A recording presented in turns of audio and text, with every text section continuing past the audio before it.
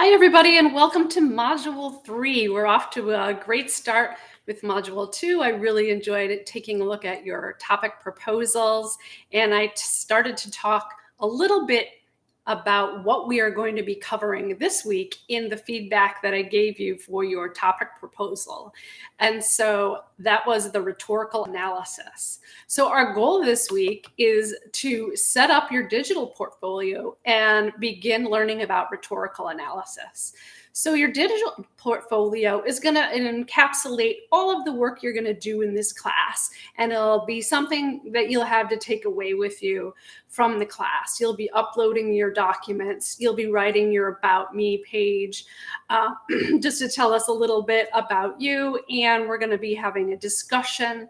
Myself and the writing mentor will be looking through the discussion and give you some tips and suggestions on how to set up that digital portfolio.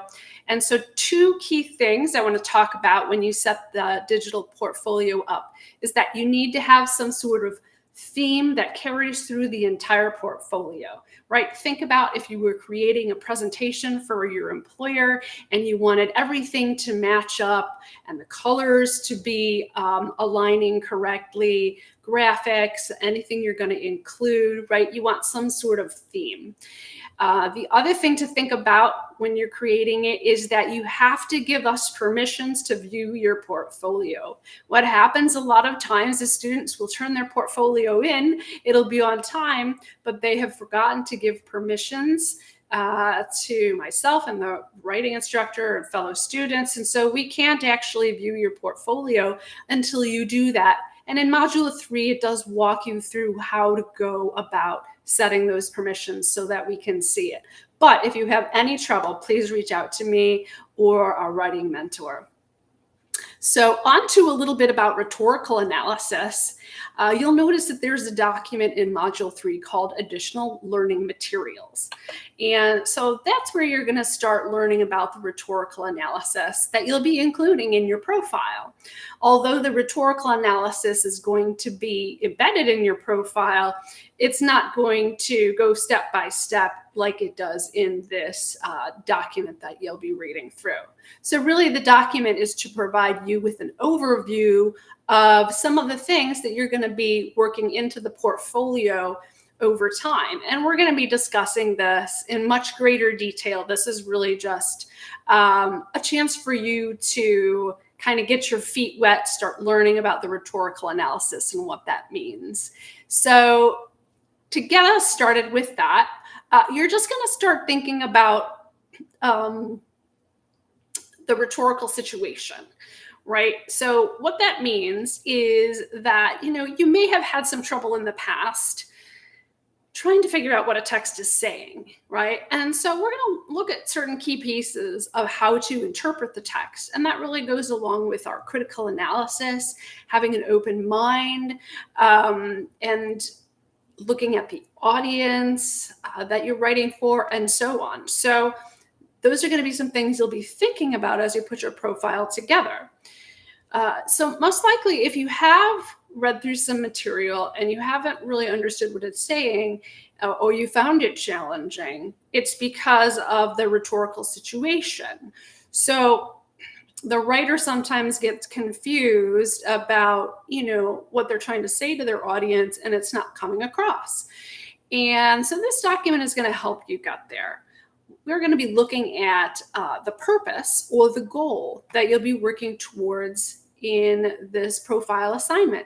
And your goal really is to find some unique takeaways about the business that you're profiling. We really want to know what other people can't necessarily find out just by going to their social media page, whether that be a website or Instagram, Facebook, or whatever. Like, we want the inside scoop here. So you'll be able to get through some of that as you start to do the primary research, when you go in and you do your observations or when you do your interviews. So when you do those things, start to look for things that make that business really unique, because that's going to be the way you compose your thesis and the way you tell a story about that business. So this paper, as I mentioned before, this profile is not as academic in nature as some of the previous essays that you've written, right? We're going to be putting it together in a more creative way. So you can get your creative juices flowing. I know a lot of you said that your goals were to be a writer and to write creatively, to work with description and narrative and dialogue and things like that in order to, be very creative. So that this profile will give you the opportunity to do that. And so go ahead and make sure to read through all 3 pages of this document, paying particular attention to purpose, audience, context, genre, and the message, right? Your message is going to link back to your main purpose. And you want to think about your audience because, well, who is going to be going to this business? Right? If you're writing about something that's very near and dear to your heart, for example, one person picked a source, a nonprofit on motherhood, right? So if you're not a mother, you might not necessarily connect with that. So that wouldn't be your audience, right? So you're going to think about the audience that specifically connects with which business you selected, and then you're going to look at their social media and try to determine how they connect with their audience. What is it that they do? What message do they give? What traits and values are they sharing to draw that audience in? And so that's just a little bit of an overview of what we'll be doing here in Module 3 this week. Of course, don't forget to do the Top Hat readings first and fill out those questions so you can get your 3 points in the grade book. And everyone is doing a great job so far. I'm really excited. And I will see you during our discussions this week.